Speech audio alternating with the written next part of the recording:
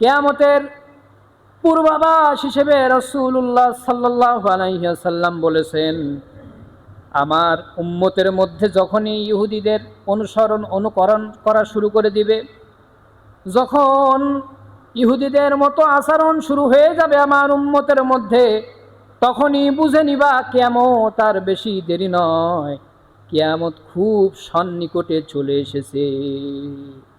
আমাদের বর্তমান আচরণ মুসলিম সংস্কৃতি নাকি ইহুদি সংস্কৃতি? যারা ইহুদিদের অনুসরণ করবে, যারা ইহুদিদের পথ অনুকরণ করবে, আল্লাহ রাব্বুল আলামিন বলেছেন তাদের পরিণতি কি হবে শুনেন। সূরা নিসার 115 নম্বর আয়াতে আল্লাহ বলছেন, وَمَن يُشَاقِقِ الرَّسُولَ مِن بَعْدِ مَا تَبَيَّنَ لَهُ الْهُدَى وَيَتَّبِعْ غَيْرَ سَبِيلِ الْمُؤْمِنِينَ نُوَلِّهِ مَا تَوَلَّى وَنُصْلِهِ جَهَنَّمَ وَسَاءَتْ مَصِيرًا। জোরে বলি আল্লাহু আকবার। আল্লাহ রাব্বুল আলামিন বলতেছেন, হে রাসূল, আপনার বিরোধিতা যারা করতেছে, আপনার আদর্শ যারা অনুসরণ করে না, আপনার আদর্শ বাদ দিয়ে ইহুদিবাদী নাসারা কাফেরদের অনুসরণ যারা করতেছে, আমি আল্লাহ বলে দিলাম, তারা যদি কাফেরদের অনুসরণ করে, আমি আল্লাহ তাদেরকে সেই পথেই পরিচালিত করব। পরিচালিত করার পর শেষ পরিণতি কি হবে?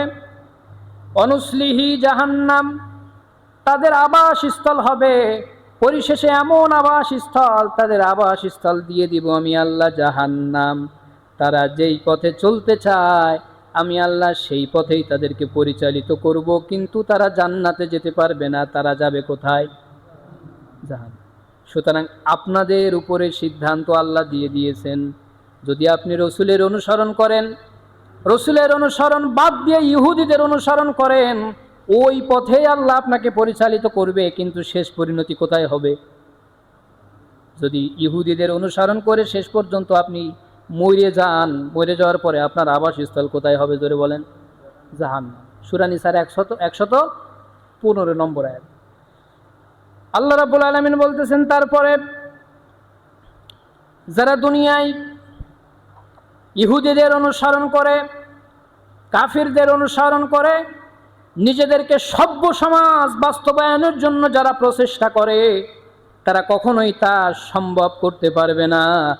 আমি আল্লাহ রাব্বুল আলামিন বলে দিলাম, সূরা আল ইমরান, ইনা আমানু ইন তুতিউল্লাযীনা কাফারু ইয়ারুদ্দুকুম আলা আ'কাবিকুম ফাতানকালিবু খাসিরিন। জোরে বলি আল্লাহু আকবার। আল্লাহ রাব্বুল আলামিন বলতেছেন, হে ঈমানদারগণ, তোমরা যারা আমি আল্লাহর উপর থেকে ঈমান বিচ্যুত করে, আমি আল্লাহর পথ থেকে সরে গিয়ে যারা কুফরি মতবাদ গ্রহণ করেছো, তোমরা যারা কুফরি পথে অবলম্বন করতেছো, কুফরি পথে তোমরা যারা পরিচালিত হচ্ছ, ভালো করে শুনে রাখো, তোমাদের জন্য সাফল্য মণ্ডিত কোনো কিছু অপেক্ষা করতেছে না। ফাতানকালিবু খাসিরিন, তোমাদের জন্য অপেক্ষাগ্রস্ত। যারা ইহুদিদের পথ অনুকরণ করে, তাদের জন্য রয়েছে সব সাফল্য, সফলতা নাকি বিফলতা? বিফলতা। ফাতানকালিবু খাসিরিন, যারা ইহুদিদের অনুকরণ করে নিজেদেরকে সভ্য সমাজ বাস্তবায়নের প্রচেষ্টা করে, নিজেদেরকে সভ্য বানানোর জন্য প্রচেষ্টা করে, ইহুদিদের অনুসরণ করে নিজেদেরকে স্মার্ট বানাতে চায়, আল্লাহ বলতেছেন তারা মহা ক্ষতিগ্রস্তের ভিতরে নিমজ্জিত হয়ে যাচ্ছে।